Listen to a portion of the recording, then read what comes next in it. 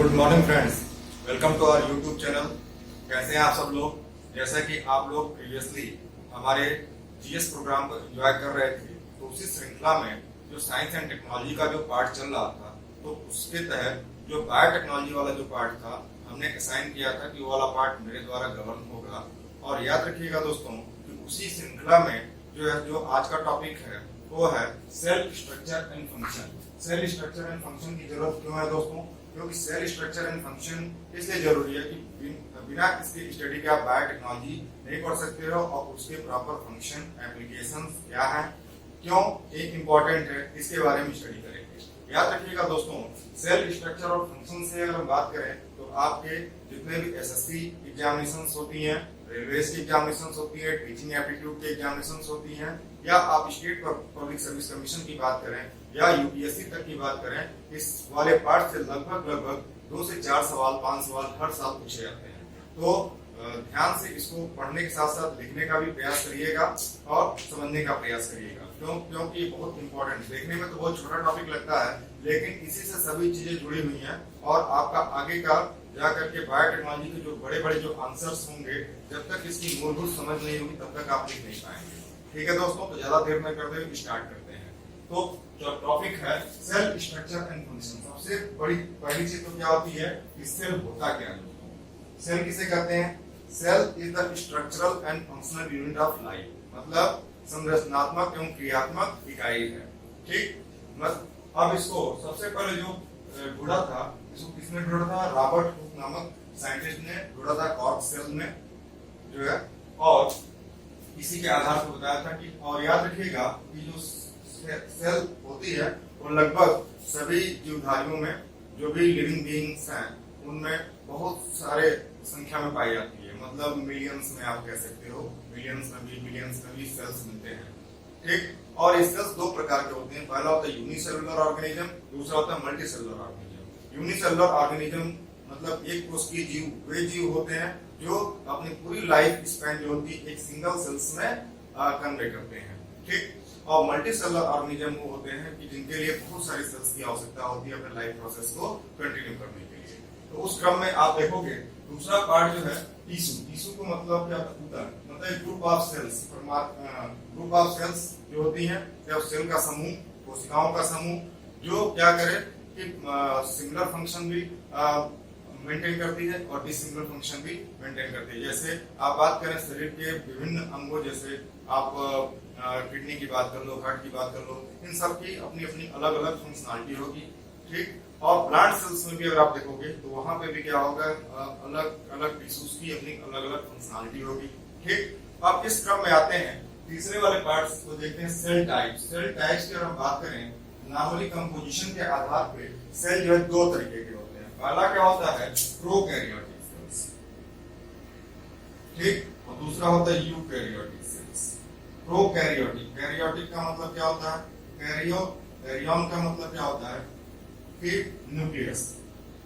तो प्रो, ठीक, और यूकैरियोटिक। प्रोकैरियोटिक का मतलब ये मान के चलिएगा कि जिसमें क्या हो, वेल डेवलप्ड सेल ऑर्गेनल्स ना पाया जाए, इंसिपिएंट न्यूक्लियस हो, यानी न्यूक्लियस जो है यहाँ पे उसमें एक प्रॉपर न्यूक्लियर मेम्ब्रेन जब नहीं होगा, और जो है बाकी सेल ऑर्गेनल्स एब्सेंट होंगी, और कुछ स्ट्रक्चर्स जो है बिल्कुल अलग तरीके का दिखेगा, तो उसको हम बोलेंगे प्रोकैरियोटिक सेल्स। ये नॉर्मली बाइकिस में आती है, वायरसेस हो गए, बैक्टीरिया हो गए, साइनोबैक्टीरिया हो गए, तो इनमें प्रोकैरियोटिक सेल्स मिलेंगी।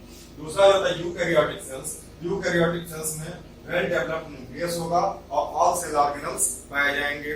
ठीक, और उसके साथ जो इसकी प्रॉपर फंक्शनिंग होगी, ठीक, वेल डेवलप्ड ऑर्गेनल्स होंगे और भी एसोसिएटेड कंपोनेंट्स होंगे, तो वो यूकैरियोटिक सेल्स हैं। यूकैरियोटिक सेल्स को नॉर्मली 2 पार्ट्स में डिवाइड किया जाता है। पहला होता है प्लांट सेल, दूसरा होता है एनिमल सेल। अब ये 2 हमने यहाँ पे जो डायग्राम बनाए हैं, पहला है एक प्लांट सेल और दूसरा है एनिमल सेल। इन्हीं के सिमिलरिटीज को देखना है, इस सिमिलरिटीज को देखना है, प्रॉपर सेल ऑर्गेनल्स की फंक्शनिंग क्या है, इनको देखना है, और तब जाकर के इसका जो मेन पार्ट जो है वो न्यूक्लियस, वही न्यूक्लियस के बारे में पूरी स्टडी करनी है। और यही न्यूक्लियस वाला जो पार्ट और सेल ऑर्गेनल्स वाला जो पार्ट्स है, वो क्या होगा कि आपके बायोटेक्नोलॉजी के लिए बेसिक मटेरियल्स के रूप में इस्तेमाल होगा। यानी बायोटेक्नोलॉजी के लिए जो 2 चीजें हैं। पहली चीज तो न्यूक्लियस एंड इट्स कंपोनेंट, और दूसरा जो होता है cell organelles and its function. यही दो चीजें ज्यादा इंपॉर्टेंट रोल अदा करेंगी। तो उसको एक एक करके देखते हैं। तो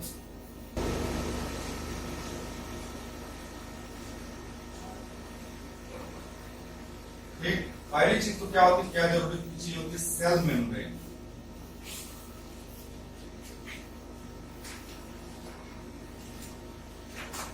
दूसरी क्या होती है, साइटोप्लाज्म। तीसरा क्या होता है,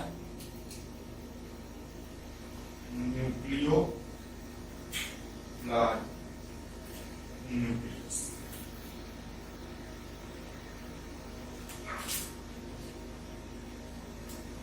याद रखिएगा दोस्तों, एक जो भी पार्ट हम आपको पढ़ा रहे हैं, इसको हम बायोलॉजी के पॉइंट ऑफ व्यू से, यानी जो आपके 12th में जो पढ़ाई आती है कोर बायोलॉजी, उसके पॉइंट ऑफ व्यू से नहीं पढ़ाऊंगा। इसको मैं ध्यान में रख के ऐसे पढ़ाएंगे कि जो आपके नॉर्मल एसएससी और यूपीएससी और स्टेट पीसीएस के क्वेश्चन ज्यादा इसमें हिट हो सके, और साइंस के विद्यार्थियों के साथ साथ ह्यूमैनिटीज के जो विद्यार्थी हैं या मानविकी के जो विद्यार्थी हैं, उनको भी प्रॉपर समझ में आ सके। तो इसलिए बहुत ज्यादा साइंटिफिक मैनर्स में ना जा करके इसके मेन कंपोनेंट की हम चर्चा करेंगे। ठीक, तो इस क्रम में आप देखें तो पहला क्या होता है, सेल मेम्ब्रेन। ठीक, यानी सेल के चारों तरफ का जो सबसे बाहरी आवरण होता है उसको सेल मेम्ब्रेन कहते हैं। ठीक है, तो अगर जो प्लांट सेल रहेगा तो वहां पे क्या होगा, सेल वॉल होगा, जैसे यहाँ पे लिखा हुआ है। और एनिमल सेल होगा तो सेल मेम्ब्रेन होगा, जिसको हम क्या बोलते हैं, प्लाज्मा मेम्ब्रेन कहते हैं। ठीक है, अब याद रखिए कि ये जो सेल मेम्ब्रेन जो होगी, ये क्या होगी, सेमी परमिएबल इन नेचर होगी। सेमी परमिएबल मतलब क्या होता है, अर्ध पारगम्य का मतलब क्या होता है कि आसानी से सॉल्यूट पार्टिकल और जो है आसानी से सेल में आ सके जा सके। यानी एक अगर जो हम जो एनिमल सेल की बात करें, प्लांट सेल की बात करें, तो बहुत सारे सेल्स होंगे, तो उनके बीच में कैसे कम्युनिकेशन होगा, उसके लिए सेमी परमिएबिलिटी बहुत बड़ा रोल अदा करती है। याद रखिएगा, सेल वॉल क्या होगा, सेमी परमिएबल होगा, या सिंपली कि इसका जो प्लाज्मा मेम्ब्रेन होगा सेमी परमिएबल होगा, सॉल्यूट सॉल्वेंट के पार्टिकल आसानी से इधर उधर ट्रेवल कर सकेंगे। ठीक, और सबसे खास जो चीज जो आपके पीसेस के पॉइंट ऑफ व्यू से जो इंपॉर्टेंट है, वो क्या है कि सेल वॉल बनी किसकी होती है, वो होती है सेल्यूलोज। ठीक है, और प्लाज्मा मेम्ब्रेन किसकी बनी होती है, वो जो है एनिमल सेल्स में वो होती है काइटिन। ठीक, लेकिन ये दोनों चीजें क्या होंगी आपके यूकैरियोटिक सेल्स के अंतर्गत आएंगे। लेकिन अगर ये प्रोकैरियोटिक सेल्स की हम बात करेंगे तो उसका भी अपना एक सेल मेम्ब्रेन होगा। तो सेल मेम्ब्रेन किस चीज की बनी होती है, प्रोकैरियोटिक सेल्स में वो बैक्टीरियल सेल हो सकता है। तो बैक्टीरियल सेल की जो मेम्ब्रेन बनी होती है वो किसकी होती है, पेप्टाइडोग्लाइकन की बनी होती है,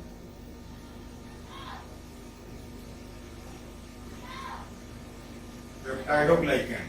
और इसके दो कंपोनेंट होते हैं, एक होता है नाग, एक होता है नाम। मतलब N acetyl glucosamine and N acetyl muramic acid. याद रखिएगा, सिर्फ हम नाम इसलिए बता रहे हैं कि कई बार अपने रेलवे के एग्जामिनेशन में ऐसे क्वेश्चन पूछे जा चुके हैं। तो इसको आप एक एक करके नोट्स बनाते रहिएगा और समझते रहिएगा। तो दो चीजें क्या क्या बताया, सेल वॉल सेलुलोज की बनी होगी, प्लाज्मा मेम्ब्रेन काइटिन की बनी होगी, और अगर बैक्टीरियल सेल होगा तो पेप्टाइडोग्लाइकन की बनी होगी। और उसके कंपोनेंट्स जो होती हैं वो नाग होता है एन एस्टाइल ग्लूकोसामिन, और नैम होता है एन एस्टाइल म्यूरामिक एसिड। ठीक, इसके बाद से दूसरा जो पार्ट होता है साइटोप्लाज्म, यानी सेल मेम्ब्रेन के जो चारों तरफ आप देखोगे तो इसके जो है बाद ये जो कंपोनेंट होता है, मतलब आउटर मेम्ब्रेन और न्यूक्लियस के जो बीच का जो पार्ट होता है उसको हम साइटोप्लाज्म बोलते हैं। उसी साइटोप्लाज्म में आपके सेल ऑर्गेनल्स होती हैं। ठीक, अब इस क्रम में एक चीज छूट गया था सेल मेम्ब्रेन के साथ। सेल मेम्ब्रेन में आप देख रहे हो इस क्रम में हम लिखा मिडिल लेमिना। याद रखिए, सेल वॉल जो होती है वो थिक लेयर होती है, मतलब 2 से 3 लेयर की बनी होती है, outer layer, middle layer, inner layer. तो उसमें क्या होता है कि मिडिल लेयर में क्या होता है, मिडिल लेमिना, यानी आपस में चिपके हुए रहते हैं। ठीक, तो ये सब चीजें याद रखिएगा। दूसरी चीज क्या है, जब साइटोप्लाज्म की आप स्टडी करोगे तो इसमें कई तरीके के आपको सेल ऑर्गेनल्स मिलेंगे। जैसे की बात करें गोल्गी ऑपरेटर्स की बात करें, माइटोकॉन्ड्रिया की बात करें, ठीक, राइबोसोम्स की बात करें, एंडोप्लाज्मिक रेटिकुलम की बात करें, लाइसोसोम की बात करें, ठीक, राइबोसोम की बात करें, क्लोरोप्लास्ट की बात करें, वैक्यूल की बात करें। ठीक, तो ये चीजें आपको याद रखनी होंगी। और ये दोनों चीजें जो है इन दोनों सेल्स में, आपके प्लांट सेल्स में और एनिमल सेल्स में, दोनों में मिलेंगे, लेकिन कुछ मूलभूत अंतर होगा। वो अंतर क्या होगा दोस्तों? सबसे बड़ी चीज क्या है कि यहाँ पे आपने देख रहे हैं वैक्यूल, यहाँ पे वैक्यूल बड़ा, ठीक, ये वैक्यूल का काम क्या होता है आगे इसको पढ़ेंगे। तो वैक्यूल यहाँ पे बड़ा है और यहाँ पे वैक्यूल, यहाँ पे भी वैक्यूल होता है, लेकिन छोटा छोटा वैक्यूल्स होता है, बहुत सारे वैक्यूल्स होते हैं, ठीक है, वो टाइनी, और कभी कभी उसको नॉर्मल अंतर करते समय उसको कई बार इग्नोर भी कर देते हैं। दूसरा चीज क्या होता है, यहाँ पे यहाँ पे क्लोरोप्लास्ट देखोगे, लेकिन यहाँ पे आप देखोगे एनिमल सेल में क्लोरोप्लास्ट नहीं होता है, प्लास्टिक नहीं होता है, ठीक। तीसरी चीज क्या होती है कि यहाँ पे एनिमल सेल में खास चीज आप देखोगे कि सेंट्रियोल मिलेगा, जिसका काम होता है सेल डिवीजन और स्पिंडल फॉर्मेशन को करना, और यहाँ पे क्या होगा कि सेंट्रियोल का एब्सेंट देखने को मिलेगा। बाकी सब अब लेवल पे देखोगे तो यहाँ पे क्या होगा कि जो फंक्शनैलिटी लगभग सेम ही होगी, ठीक है। तो एक एक करके इसकी स्टडी को देखेंगे, करेंगे। तीसरी चीज क्या होती है, न्यूक्लियोप्लाज्म की बात करें। न्यूक्लियोप्लाज्म का मतलब क्या होता है, मतलब ये न्यूक्लियस के अंदर, अब न्यूक्लियस के बाहर पहले देख लो, तो न्यूक्लियस भी क्या होता है, डबल लेयर्ड है, एक आउटर मेम्ब्रेन, एक इनर मेम्ब्रेन। इनर मेम्ब्रेन से क्या होता है, कुछ ऐसे आप देख रहे हो कि ब्लैक नेटवर्क इसी को बोलते हैं, जो न्यूक्लियर नेटवर्क बोला जाता है, ठीक। और इसके आउटर मेम्ब्रेन से क्या है कि कुछ इस तरीके के स्ट्रक्चर्स जो दिख रहे हैं, इसको बोलते हैं एंडोप्लाज्मिक रेटिकुलम। एक एंडोप्लाज्मिक रेटिकुलम लगे होते हैं, और उसी के ऊपर कुछ जो है रफ वो सर्कल या स्फेरिकल स्ट्रक्चर दिख रहा है, इसको हम राइबोसोम्स बोलते हैं, ठीक। तो इन सब की अपनी क्या क्या फंक्शनैलिटी एक एक करके देखेंगे।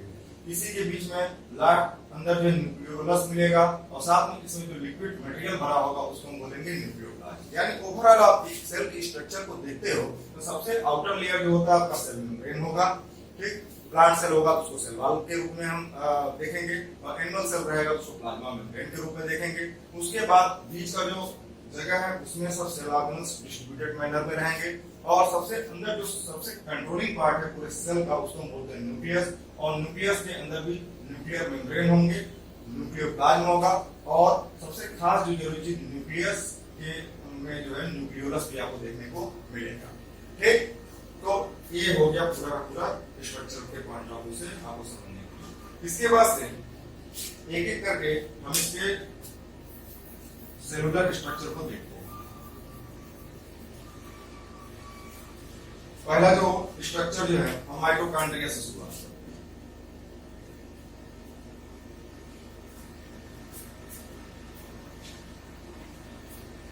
माइटोकॉन्ड्रिया क्या होता है दोस्तों? माइटोकॉन्ड्रिया के बारे में याद रखिएगा।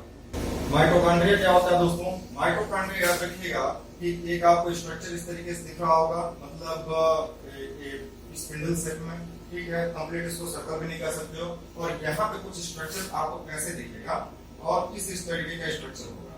ये जो स्ट्रक्चर दिख रहा होगा बीच में कुछ फिंगर लाइक प्रोजेक्शन दिख रहा है, मतलब उंगली नुमा संरचना दिख रही है, और तो इसको आप देखोगे भी डबल लेयर्ड होता है। पहला क्या होता है आउटर मेम्ब्रेन, दूसरा क्या होता है इनर मेम्ब्रेन। और याद रखिएगा यहाँ पे जो उंगली नुमा संरचना जो है, अगर प्लांट सेल रहेगा तो उसको ट्यूबुली बोलेंगे, और एनिमल सेल रहेगा तो उसको क्रिस्टी बोलेंगे। ये दो इंपॉर्टेंट टर्म बहुत आसानी से याद रखिएगा।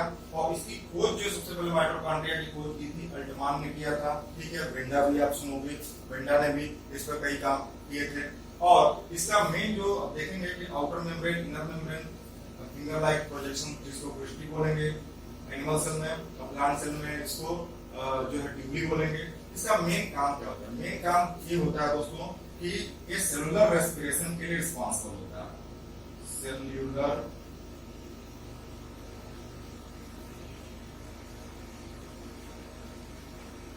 रेस्पिरेशन के लिए रिस्पॉन्सिबल होता है, ठीक। अब सेलुलर रेस्पिरेशन किस फॉर्म में होता है? ये जो होता है एटीपी के फॉर्म में होता है, एडेनोसिन ट्राइफॉस्फेट, ठीक है। इसके फॉर्म में इसका सेलुलर रेस्पिरेशन होता है। तो कई बार ये पूछ दिया था आपके क्वेश्चन जो है। और याद रखिए कि जो भी आप मेटाबॉलिक फूड लेते हो अपने डाइटरी सोर्सेज से, तो उस सोर्सेज को क्या करता है कि उस जो मटेरियल्स को एक एनर्जी के रूप में कन्वर्ट करने का प्रयास करता है, और इसी को बोलते हैं power house of the cell.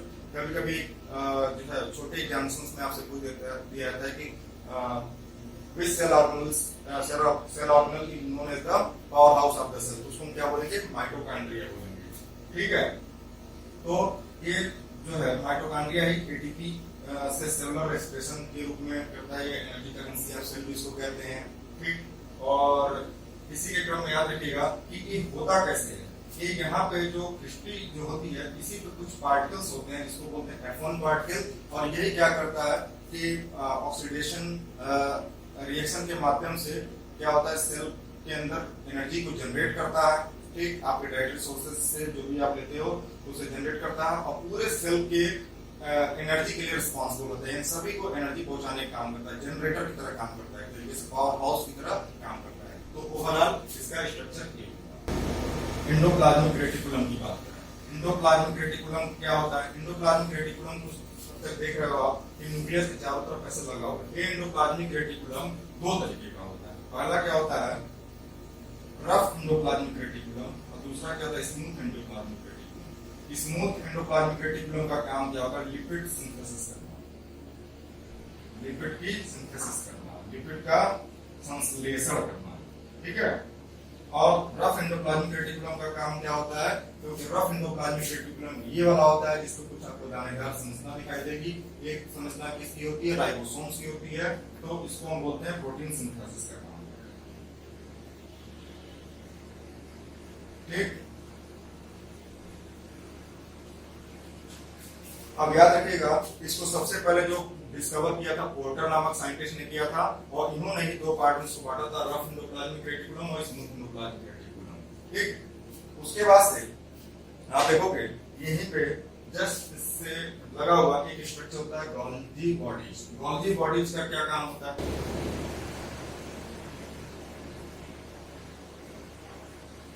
Golgi bodies का क्या काम होता है? गोल्गी बॉडीज का दोस्तों काम ये होता है कि सबसे पहले इसको जो डिस्कवर किया था कैमिलो गोल्गी ने किया था, और इसका मेनली काम क्या होता है कि प्रोटीन सिंथेसिस में ही मदद करते हुए जो है पैकेजिंग का काम करता है, पैकेजिंग का काम करता है। ठीक, प्रोटीन सिंथेसिस होता रहता है, उसी साथ पैकेजिंग का काम करता है, और ये लगभग दोनों में पाया जाता है, प्लांट सेल और एनिमल सेल दोनों में पाया जाता है। और इसको एक और नाम से बोलते जानते हैं, traffic controller of cellular molecules. इसको याद रखिएगा, traffic controller of cellular molecules. ठीक है, तो ये आपको क्वेश्चन पूछे गए हैं, इसलिए मैं इसको यहाँ पे लिख दिया, आप अपने भाषा में इसको लिख लीजिएगा। ठीक, दूसरा क्या है, पैकेजिंग का काम करेगा, और सबसे खास चीज जो होती है कि सेल वॉल और लाइसोसोम बनाने में मदद करता है। क्या काम करता है? सेल वॉल और लाइसोसोम को बनाने में मदद करता है। ठीक, तो इस तरीके से गोल्गी बॉडी की न्यूक्लियस के आसपास में आपको देखने को मिलेगा कि बहुत सारी संख्या में स्कैटर्ड मैनर में लगे हुए रहते हैं। ठीक है, उसके बाद से आप नेक्स्ट देखोगे लाइसोसोम्स। लाइसोसोम्स के को जो है स्टडी किसने किया था, याद रखिएगा,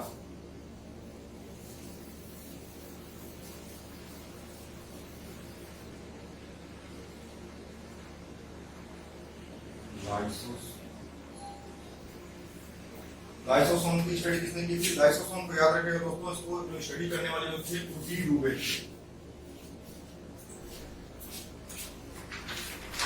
ठीक है, और इन्होंने क्या किया था कि इसको ये बताता है फंडामेंटल आइडेंटिटी ऑफ सेल किससे रिप्रेजेंट होगा, लाइसोसोम से। और लाइसोसोम के अंदर एक खास जो पैरामीटर्स होती है वो क्या होती है, इसके अंदर हाइड्रोलिटिक एंजाइम्स होते हैं।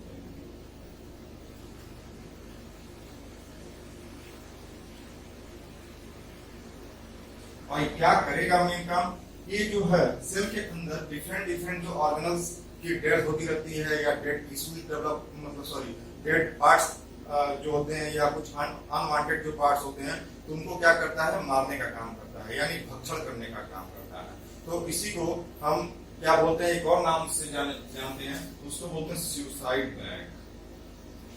ये सब जितने टर्म्स मैं बता रहा हूँ ये सब आपके एग्जामिनेशंस में आ चुके हैं, तो एक एक करके इसको इनरिच कर लीजिएगा, इससे क्वेश्चन जरूर पूछे जाएंगे। सुसाइड बैग क्यों बोला जाता है दोस्तों? क्योंकि हाइड्रोलिटिक एंजाइम जो होती हैं ये क्या होता है कि एक ऐसे ऐसे एंजाइम्स होते हैं कि जो सेल के अंदर अगर कुछ डिफॉर्मिटी आ जाती है, कुछ डेड सेल्स डेवलप हो जाते हैं, उन सेल्स को मारने के लिए क्या करता है कि कभी कभी ये पूरी जो है एक तरीके से पूरी सेलुलर व्यवस्था को ही पूरे जो हाइड्रोलिटिक एंजाइम्स हैं उनको क्या करता है कि एक तरीके से ब्रश कर देता है, यानी फोड़ देता है, और फोड़ करके उस अनवांटेड मटेरियल को मारने का काम करता है। इसीलिए इसको क्या बोलते हैं कभी कभी सुसाइड वैक्सीन बोला जाता है। ठीक, तो एक तरीके से क्लीनिंग एजेंट के रूप में सेल का जो क्लीनिंग एजेंट जो होता है उसके रूप में काम करते हैं। जैसे आप घरों में जो देखते हो कि जो घरों के बाहर से कूड़ा वगैरह ले तो उसको स्वीपर कहते हैं, उसी तरीके से आप सेलुलर मटेरियल का जो स्वीपर जो होता है उसको आप लाइसोसोम को कह सकते हैं। ठीक, इसके बाद से नेक्स्ट जो है आप देखोगे राइबोसोम्स के बारे में। राइबोसोम का काम क्या होता है? राइबोसोम का काम दोस्तों याद रखिएगा कि इसका काम मेनली होता है प्रोटीन सिंथेसिस का काम होता है। प्रोटीन सिंथेसिस, ठीक, प्रोटीन सिंथेसिस का काम करता है। और इस प्रोटीन सिंथेसिस में कौन सा जो है राइबोसोम्स यूज होता है, वो जो है रफ एंडोप्लाज्मिक रेटिकुलम में जो लगा हुआ राइबोसोम्स होता है वही जो होगा ये प्रोटीन सिंथेसिस में यूज होगा। अब ये राइबोसोम मेनली दो तरीके का होता है। पहला होता है 70S और दूसरा होता है 80S। 70S राइबोसोम जो पाए जाएंगे यानी जिसके बारे में हम पहले बता चुके हैं, और 80S राइबोसोम पाए जाएंगे वो यूकैरियोटिक राइबोसोम में दो पार्ट्स में बटे होते हैं, 50 और 30S में बटा होता है, ये 60 और 40S में बटा होता है। ये बस सिर्फ आपको समझने के लिए कहीं एग्जामिनेशन में आपको पूछ दिया जाते रेलवे वगैरह में पूछाते हैं एडवांस साइंस के रूप में, तो आप वहां पे चूक ना सको। ठीक, तो ये हो गया। और बात आती है कि अब की प्रोटीन सिंथेसिस होती कैसे, थोड़ा सा एग्जांपल देते हैं कि सेलुलर जो कंपोनेंट के अंदर ये जो आपका न्यूक्लियस है वहां पे आप देखोगे कि सबसे इंपॉर्टेंट जो टर्म्स होता है पार्ट होता है वो डीएनए होता है। डीएनए से जो है एमआरएनए में चेंजिंग होती है और एमआरएनए से प्रोटीन में जो चेंजिंग होती है।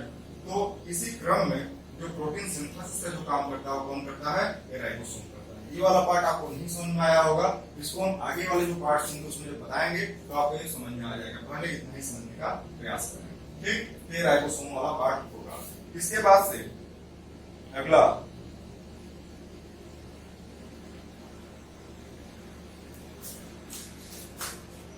अब याद रखिए दोस्तों, ये राइबोसोम जो है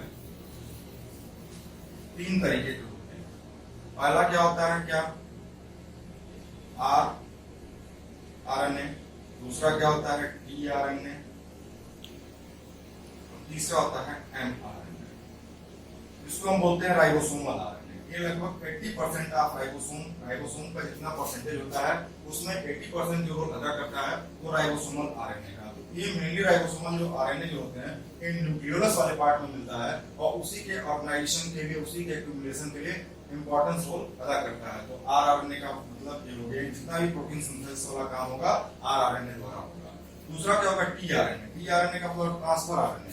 ये ट्रांसफर आरएनए का काम क्या होता है कि ये जो है, और एमआरएनए मतलब मैसेंजर आरएनए। मैसेंजर आरएनए और ट्रांसफर आरएनए का काम एक दूसरे से मिलता जुलता रहता है। जैसे आपको मैंने पहले ही बताया डीएनए किसमें चेंज हुआ? एमआरएनए में चेंज हुआ, और एमआरएनए किसमें चेंज हुआ? प्रोटीन में चेंज हुआ। तो याद रखिएगा दोस्तों कि डीएनए से एमआरएनए में जो चेंजिंग आई उसमें यानी मैसेज, कोई डीएनए से कोई भी मैसेज जो होगा उसको रीड करने का काम कौन किया? एमआरएनए ने किया। और ये जो एमआरएनए सिर्फ मैसेज रीड करने का काम करता है, यानी उसको कन्वर्ट करने का काम करता है, और एमआरएनए से जो होता है अमाइनो एसिड्स को ले जाने का काम जो कौन करेगा? वो होगा वो टीआरएनए का काम होगा। यानी जो एमिनो एसिड्स जो होती हैं उनको ले जाने का काम वो टीआरएनए ट्रांसफर करने का काम करता है, साइटोप्लाज्म को न्यूक्लियोप्लाज्म, न्यूक्लियोप्लाज्म को साइटोप्लाज्म, इस तरीके से। और रीड करने का, मैसेज रीड करने का जो काम होगा वो एमआरएनए का होगा। तो इस तरीके से आपने देखा कि राइबोसोम तीन तरीके के हैं, rRNA, tRNA, mRNA. Simply form में बताया इसको राइबोसोमल आरएनए जो कि मेन प्रोटीन सिंथेसिस के लिए रिस्पांसिबल होता है। टीआरएनए का मतलब ट्रांसफर आरएनए, जिसको हम क्या बोलते हैं कि एमाइनो एसिड्स को ढूंढने का काम करता है। ठीक, और एमआरएनए का मतलब क्या होता है? मैसेंजर आरएनए जो मैसेज को रीड करता है और मेनली आइडेंटिफाई करता है कि कौन सा एमाइनो एसिड्स आएगा, मतलब अगले वाले प्रोसेस के लिए, प्रोटीन सिंथेसिस के ये प्रोटीन संश्लेषण। ठीक, तो ओवरऑल आपने इसको देख लिया राइबोसोम्स को। इसके बाद से अगर हम देखेंगे अगला जो पार्ट्स है इसको हम देखते हैं। लगभग इसमें सभी चीजें हो गई। राइबोसोम कुछ हो गया, लाइसोसोम भी हो गया।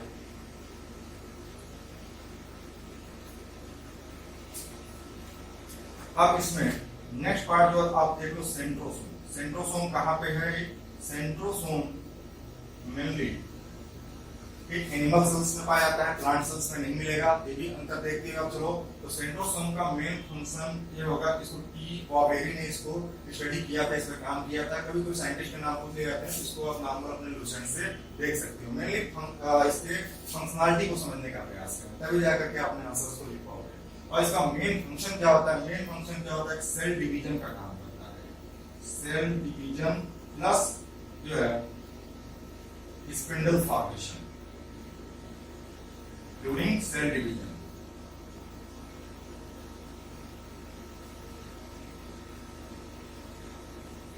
ऐसे ही यहाँ पे क्वेश्चन आपके ऑनलाइनर बनते हैं एग्जाम में, और इसी को आप अगर याद कर लेते हो तो आप आसानी से लिख सकते हो। ठीक, बाकी इसमें कोई फंक्शनलिटी नहीं। इसके बाद से नेक्स्ट जो पार्ट है इसका वो है प्लास्टिड के बारे में। प्लास्टिड जो कि यहाँ पे आप स्ट्रक्चर दिख रहे हो, प्लास्टिड में यही क्लोरोप्लास्ट है। तो प्लास्टिड के अंदर याद रखिएगा दोस्तों,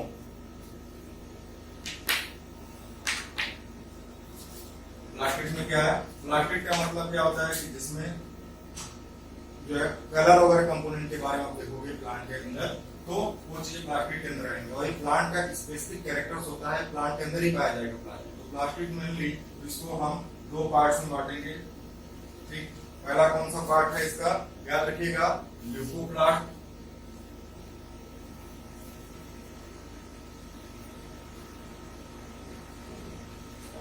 दूसरा है क्रोमोप्लास्ट।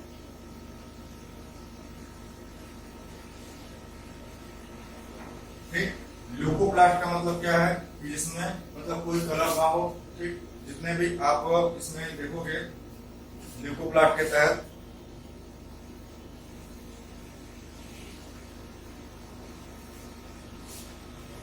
याद रखिएगा, ल्यूकोप्लास्ट जितने भी होंगे ये स्टेम और रूट वाले पार्ट्स में आपको देखने को मिलेंगे, यानी पोटैटो वगैरह में आपको देखने को मिलेगा। ये ल्यूकोप्लास्ट जो जिसमें कोई कलर वगैरह नहीं होगी। स्टोरेज जो प्रोडक्ट्स होते हैं प्लांट के, उसमें आपको ल्यूकोप्लास्ट देखने को मिलेगा। और दूसरा क्या होता है? क्रोमोप्लास्ट। क्रोमोप्लास्ट का मतलब क्या है? यहाँ पे नाम से भी पता चल रहा है कि क्रोमो मतलब क्रोमा। यहाँ पे देखो, क्रोमा मतलब कलर होता है। और ये जो है जो क्रोमोप्लास्ट के अंतर्गत ही जो आपके क्लोरोप्लास्ट लिखा हो आएगा। ठीक, अब क्लोरोप्लास्ट का मेन फंक्शन क्या होता है? क्लोरोप्लास्ट क्या होता है? ये फोटोसिंथेसिस की जब क्रिया होती है, तो फोटोसिंथेसिस की क्रिया क्या होती है? याद रखिएगा, फोटोसिंथेसिस जब होगा वहां पे CO2 H2O इस तरीके से आपने पढ़ा होगा, C6H12O6+4। मतलब क्या है कि CO2 का क्या है? रिडक्शन है, H2O का ऑक्सीडेशन है, और इसके बाद से इस प्रक्रिया के माध्यम से ग्लूकोज का फॉर्मेशन हो, और यहाँ पे क्या है? ऑक्सीजन गैस निकलती है। ये प्रोसेस कहलाती है फोटोसिंथेसिस। और इसमें एक इंपॉर्टेंट पिगमेंट की जरूरत होती है जो कि ग्रीन प्लांट के अंतर्गत मिलता है, उसी को हम बोलते हैं क्लोरोफिल। ठीक, ये क्लोरोफिल किसमें पाया जाता है? क्लोरोप्लास्ट में पाया जाता है। तो क्लोरोप्लास्ट जो है बेसिकली क्या है कि एक डबल लेयर्ड स्ट्रक्चर्स होता है, और यहीं पे दो इसके कंपोनेंट होते हैं। एक होता है ग्राना वाला पार्ट, एक होता है स्ट्रोमा वाला पार्ट। याद रखिएगा, ग्राना वाले पार्ट के लिए याद रखिएगा कि Lg और Ts, ये दो चीज याद रखिएगा। लाइट रिएक्शन जो होंगी वो ग्राना वाले पार्ट में होंगी, और डार्क रिएक्शन जो होगी स्ट्रोमा वाले पार्ट में होंगी। और मेनली ये क्या करता है कि फोटोसिंथेसिस में बहुत बड़ा रोल अदा करता है। सबसे खास जो जरूरी चीज जो मैं आपको बताऊं कि क्लोरोफिल का जब स्ट्रक्चर जो होता है उसमें जो क्लोरोफिल जो पाया जाता है ड्यूरिंग द फोटोसिंथेसिस, इसमें जो क्लोरोफिल का स्ट्रक्चर है उसमें सेंट्रल पार्ट में कौन सा मेटल पाया जाता है? याद रखिएगा, वो मेटल जो होता है क्लोरोफिल के अंदर वो होता है मैग्नीशियम, जो कि आपके एग्जाम में बहुत ज्यादा पूछा जा चुका है। ठीक, अब याद रखिए कि ये जो क्रोमोप्लास्ट जो होती है ये बेसिकली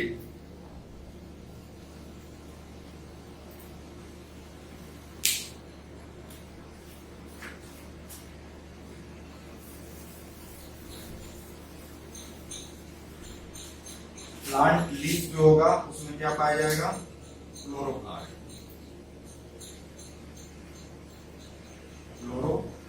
ठीक, एक इसमें पाए जाएंगे ग्रीन प्लांट लीफ में पाए जाएंगे। ठीक, इसके बाद अगर टोमेटो की बात करें तो टोमेटो में कौन सा पिगमेंट पाया जाता है, टोमेटो में लाइकोपीन, जो कई बार आपके एग्जामिनेशन में पीसीएस में पूछी जा चुकी है। ठीक है, इसके बाद से आप देखोगे कि कैरेट में कौन सा पिगमेंट मिलता है, उसको हम बोलेंगे कैरोटीन। पपाया में कैरिकाजेंथिन। ठीक, इसी तरीके से और भी कई पिगमेंट्स आपको देखने को मिलेंगे। शुगर बीट्स में विटेनिन, एक तो भी लिख देता हूं, शुगर बीट मतलब चुकंदर में विटेनिन। कई बार आपके एग्जाम में आ चुका है, तो मेरा काम ये है कि आपको बेसिक जो इंफॉर्मेशन से उससे अवगत कराना और साथ साथ में बताते चलना कि कहाँ कहाँ क्वेश्चन पूछे जा चुके हैं। ठीक, तो ये पूरे आपके लगभग क्लोरोप्लास्ट वाले पार्ट्स। इसके बाद से अगर हम देखेंगे इसमें क्या छोटा वाला पार्ट्स है, याद रखिए इसमें ये जो छोटा है वैक्यूल है। वैक्यूल याद रखिए, वैक्यूल का काम क्या होता है दोस्तों, वैक्यूल जो है ये पहली बात इस सेल के स्ट्रक्चर्स को मेंटेन रखने का काम करता है। यानी इसमें पूरा का पूरा लगभग 80 to 90% मतलब सेल सैप से भरा होता है, या सिंपली कह सकते हो पानी से भरा होता है। ठीक, और ये मेनली सेल की टर्जिडिटी को मेंटेन करने का काम करता है और सेल को मैकेनिकल इंजरी से बचाने का काम करता है। ठीक, तो ये हो गया आपका जो है वैक्यूल। तो ओवरऑल आपने देखा, यहाँ पे देख सकते हो साइटोप्लाज्म के अंदर जितने भी सेल ऑर्गन्स थे सबके बारे में थोड़ा थोड़ा, राइबोसोम के बारे में भी देख लिया, लाइसोसोम के बारे में, एंडोप्लाज्मिक रेटिकुलम के बारे में। ठीक, Golgi apparatus, mitochondria, plasma membrane, lamella, cell wall, ribosome, chloroplast, vacuole देख लिया। अब जो कौन सा पार्ट बच गया है, वो है मेन पार्ट जो है आपका न्यूक्लियस, न्यूक्लियोलस, न्यूक्लियर मेम्ब्रेन, मतलब ये सभी चीजें बच चुकी हैं। और यहाँ पे भी आप देखोगे कि यहाँ पे जो है एक पार्ट और बचा हुआ है, परऑक्सीसोम जिसको बोलते हैं। ये परऑक्सीसोम का काम क्या होता है, सेलुलर रेस्पिरेशन में भी ये भी मदद करता है। ठीक, और बाकी सेम फंक्शनलिटी जो होगी इसकी और इसकी सेम ही होगी, और थोड़े बहुत अंतर आपको देखने को मिलेंगे, अंतर भी मैंने आपको बता दिया। ठीक है, इसके बाद से अब आते हैं हम इसके तीसरे वाले जो कंपोनेंट। पहला क्या था, सेल मेम्ब्रेन, उसको बता दिया। दूसरा क्या था, सेल ऑर्गेनल्स, उसको बता दिया। और तीसरा जो पार्ट्स है वो क्या है, न्यूक्लियोप्लाज्म या न्यूक्लियस के स्ट्रक्चर को बताने जा रहा हूं। हाँ, तो दोस्तों इसी क्रम में आप देखोगे कि न्यूक्लियस एंड न्यूक्लियोप्लाज्म, इसके बारे में सीखना है हमें। तो न्यूक्लियस क्या है, ये central part of the cells है, चाहे वो प्लांट सेल हो, एनिमल सेल हो, या किसी भी तरीके के जो सेल्स हो, प्रोकैरियोटिक, यूकैरियोटिक, जो भी आप अब तक पढ़े, तो इन सब में एक कंट्रोलिंग यूनिट के रूप में काम करता है। अब इसके बारे में, इसके कंपोनेंट्स के बारे में पहले देखते हैं। तो याद रखिए कि ये मुख्यतः न्यूक्लियस जो है ये 4 कंपोनेंट में डिवाइडेड रहता है। पहला है न्यूक्लियर मेम्ब्रेन, दूसरा है न्यूक्लियोप्लाज्म, तीसरा है न्यूक्लियोलस और चौथा है न्यूक्लियस। चौथा है आपका जो है न्यूक्लियर नेटवर्क। अब इसमें आप देखोगे कि याद रखिए कि न्यूक्लियर मेम्ब्रेन क्या है। अब ये न्यूक्लियस आप जो देख रहे हो, इसके चारों तरफ आपको डबल मेम्ब्रेन लेयर आपको दिख रहा है। एक इनर मेम्ब्रेन है, एक आउटर मेम्ब्रेन है। ठीक, और इनके बीच में ये छोटे छोटे जो स्ट्रक्चर्स बने हैं, ये क्या कर इसको कनेक्टिविटी दे रहा है। न्यूक्लियर इनवलप या न्यूक्लियर इसको पोर्स कह सकते हो।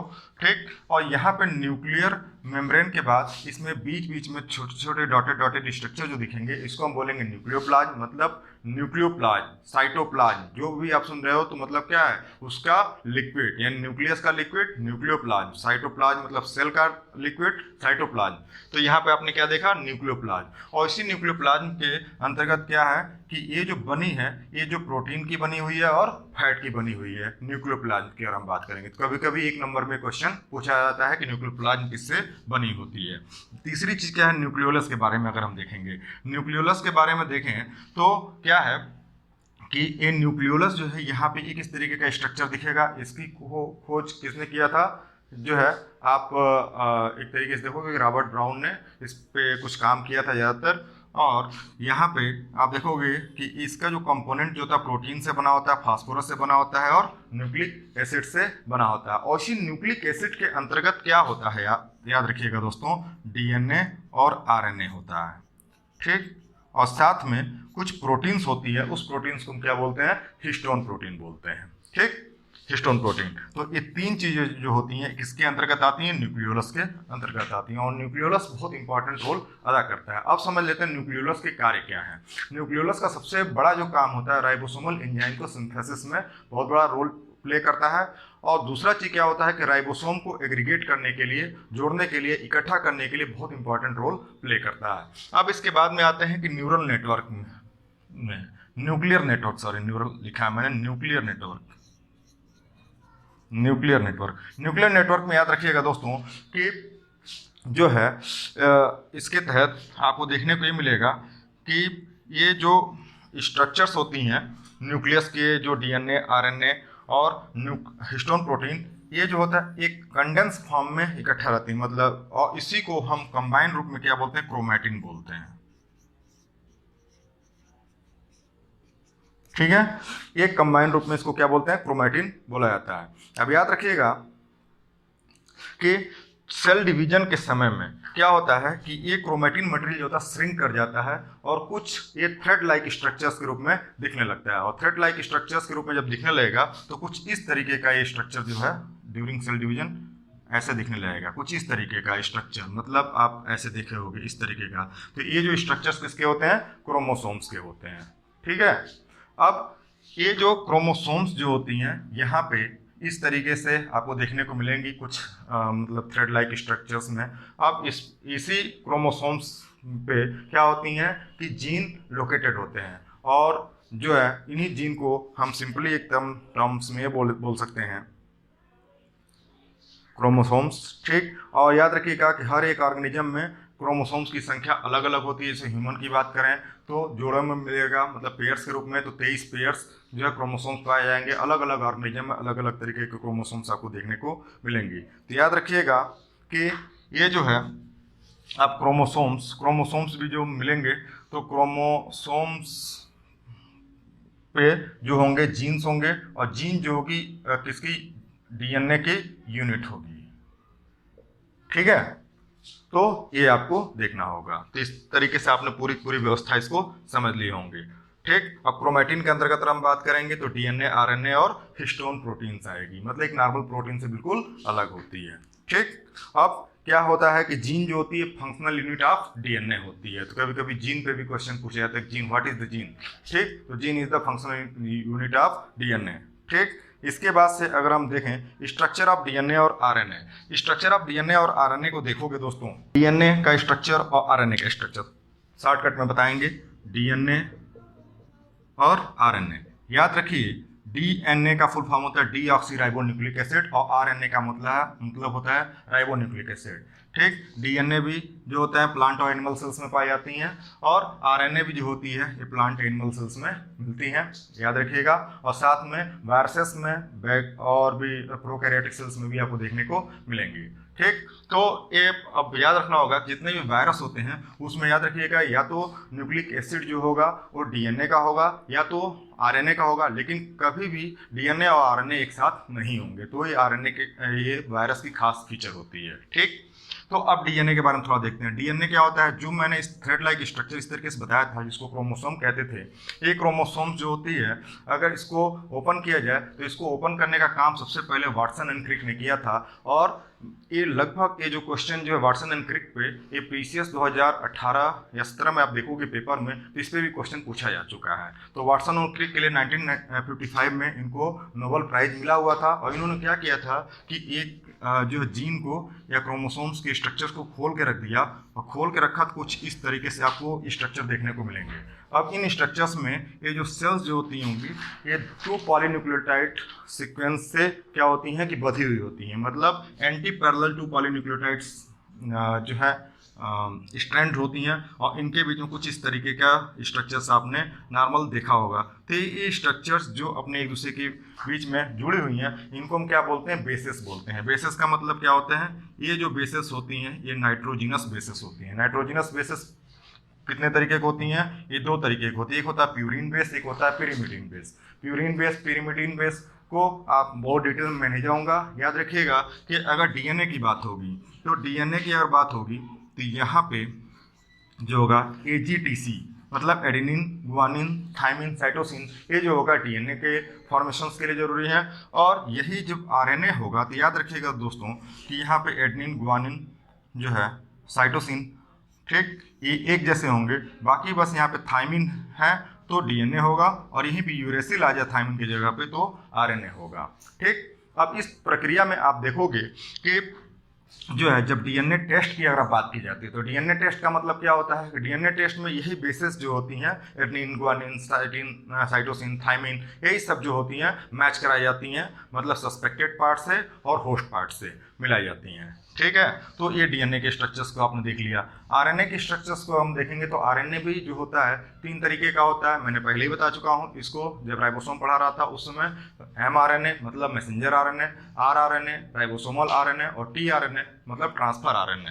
ठीक, तो ये आपका डीएनए का स्ट्रक्चर्स हो गया, आरएनए का स्ट्रक्चर्स हो गया। अब याद रखिएगा कि आपको इसी पार्ट को बहुत ज़्यादा पढ़ना है इसको। ठीक, बहुत ज़्यादा इसको क्या पढ़ना है, डीएनए और आरएनए को पढ़ना है। क्यों? क्योंकि यही आपके मॉलिक्यूलर बायोलॉजी में या बायोटेक्नोलॉजी में इसका बहुत ज़्यादा योगदान होगा। ठीक, हाँ तो दोस्तों इसी क्रम में आपको जो बता रहा था मैं डीएनए और आरएनए, तो अब याद रखिए कि अब इसमें क्या इंपॉर्टेंट चीज़ें हैं कि डीएनए, आरएनए, इन चीज़ों को जब आप आगे पढ़ोगे तो आपका जो बायोटेक वाला जो पार्ट शुरू होगा बेसिकली, जिसमें आपको रिकॉम्बिनेंट डीएनए टेक्नोलॉजी के बारे में पढ़ना होगा, प्रोटीन इंजीनियरिंग के बारे में पढ़ना होगा, माइक्रो अरे टेक्नोलॉजी के बारे में पढ़ना होगा। ठीक, और जो है वेक्टर्स के बारे में पढ़ना होगा, ट्रांसजीन के बारे में पढ़ना होगा।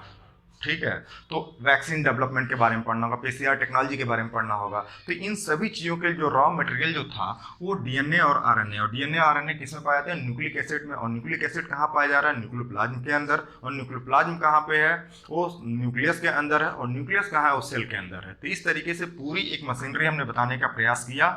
ओवरऑल आपको ये पूरा सेक्शन समझ में आया होगा। तो इसी के तहत आपको पूरा अब अगले वाले जो टॉपिक में हमको जो पढ़ाना होगा वो बायोटेक्नोलॉजी को पढ़ाने के पहले एक बेसिक टर्म्स जो बतानी होगी कि पर्टिकुलर जीन क्या होता है, जीनोम क्या होता है, प्रोटियोम क्या होता है, ट्रांसक्रिप्टोम क्या होता है। ठीक, वो ह्यूमन जीनोम प्रोजेक्ट क्या है। ठीक है, इसके बाद से जीन एडिटिंग प्रोग्राम क्या है, जीनोम मतलब जीन एडिटिंग प्रोग्राम के तहत रीड राइट प्रोग्राम क्या है, क्रिस्पर Cas9 क्या है। तो ये सभी जो चीज़ें हैं, जो छोटी छोटी जो टर्मिनोलॉजी है कि जिसको आपको समझने के लिए ट्रांसक्रिप्शन, ट्रांसलेशन, ये सभी चीज़ों को समझने के लिए क्या होगा कि इस बेसिक चीज़ों की जरूरत पड़ेगी, डीएनए, आरएनए और एसोसिएटेड कंपोनेंट्स का। तो ओवरऑल आज का डिस्कशन दोस्तों समझ में आपको आया होगा। अगर किसी को कोई टॉपिक पे समझने में थोड़ी दिक्कत हो, क्योंकि ये थोड़ा सा टेक्निकल पार्ट्स है जो आपके ह्यूमैनिटीज वाले बच्चों को समझने में थोड़ी दिक्कत होती है, तो इसको अगर वो बार बार इस वीडियोस को देखेंगे थोड़ा समझने में आसानी हो जाएगी। ओवरऑल इसके बावजूद भी अगर आपको नहीं समझ में आया तो आप कमेंट सेक्शन में लिख सकते हैं, तो इसको हम अलग से नोट्स के फॉर्म में या किसी और फॉर्म में जो आपको बताने का प्रयास करेंगे। या हो सकता है कि अगर जो आपको कोई डाउट हो तो सेकंड लेक्चर भी ले सकते हैं और इसको हम समझा देंगे, लेकिन बिना इसके समझे आप बायोटेक्नोलॉजी बिल्कुल नहीं समझ पाओगे। ठीक है दोस्तों, तो ओवरऑल आशा करता हूँ आपको अच्छा लगा होगा। Thank you.